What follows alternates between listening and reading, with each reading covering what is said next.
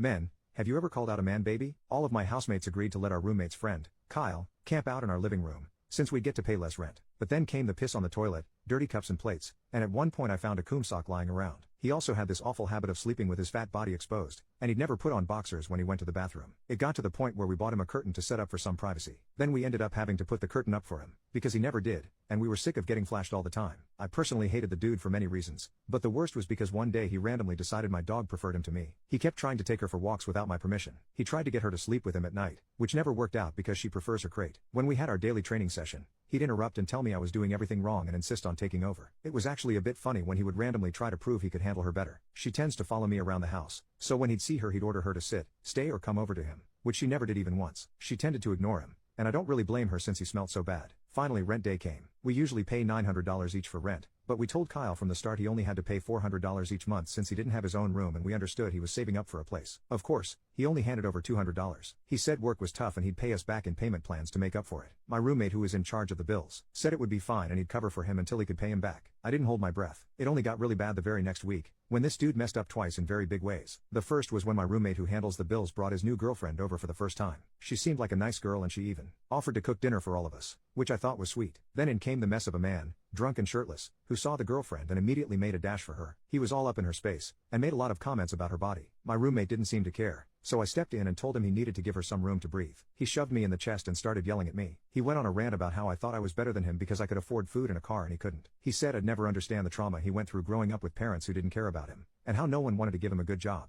I legit looked this man in the eye and told him he had no right to assume his life was more difficult than anyone else's, that he knew nothing and needed to stop the woes me act, because it did nothing but make him seem like a moocher for attention. At this point the girlfriend just grabbed her purse and left. I really don't blame her. I tried to leave myself, when Kyle physically stopped me and asked if I wanted to fight. Now the thing is, Kyle is actually a really big dude, and could do some serious damage if he tried. I turned to my roommate that had invited him here, and told him to do something about this drunk mess because I wasn't anyone's parent here, and I would absolutely sue if he assaulted me. My roommate went over and talked to Kyle, and he calmed down. By the next day it seemed like he either forgot, or was pretending the previous day hadn't happened. I couldn't tell you which. Then 2 days later I came home from work to find vomit throughout the house. At first I thought it was Kyle. It seemed his style, but then I saw my dog in my bedroom throwing up. I got really worried and rushed her to the vet. I texted my roommates to ask what happened, and one texted back saying Kyle woke up and found dry spaghetti noodles all over the floor. I told the vet and they said she was probably just dehydrated. They did some tests, and ended up pumping some water into the back of her neck to help her rehydrate. They said she'd look like a camel with the bump for a while, but that it would go down and she would be fine. I brought her back home and found the vomit still there, so I cleaned it up. I went to the others and asked who the hell left a box of spaghetti open,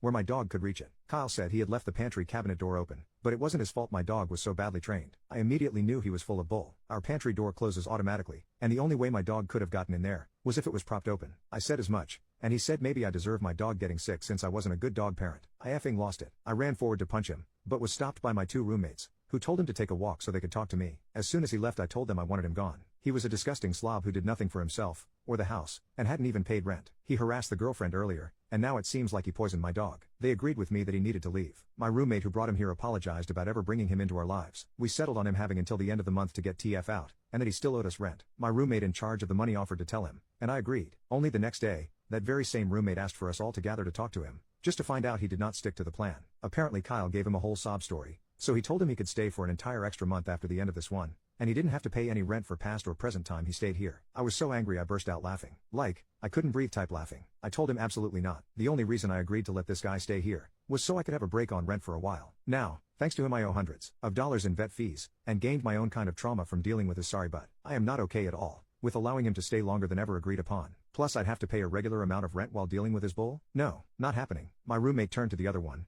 hoping he would back him up, but he just agreed with me. He said he regretted ever bringing the idea of letting Kyle move in up, and he should have been kicked out a long time ago. The only reason he thought it was a good idea from the start was for the lower rent cost for a bit. I told my roommate he needed to either go back and tell him the actual deal, or he'd be paying for Kyle's portion of rent on top of his own, because I would only be sending him the amount we agreed to when Kyle moved in. He tried to argue with us, saying it wasn't fair to place him in such a bad position. I told him, you did it to yourself for falling for a sob story from a manipulator, who literally harassed your girlfriend. He told us once again the entire situation was unfair. I told him, I absolutely agree. So not only will I only pay the agreed upon amount, but I will be minusing the cost of the vet bill as well from my rent, since you clearly want to help this man with his financial issues so badly. I just got up and left. My other roommate shrugged, apologized again, and walked away too. When rent time came I ended up paying him only the agreed upon amount, not minus the vet bill, as I thought that was going too far. I wrote a note and attached it to Kyle's curtain that he has only 7 more days to leave or he'd find all his stuff on a curb outside. 3 days later the guy finally left. None of us have interacted with one another since. We're all still pissed at each other and I don't know if that's ever gonna change.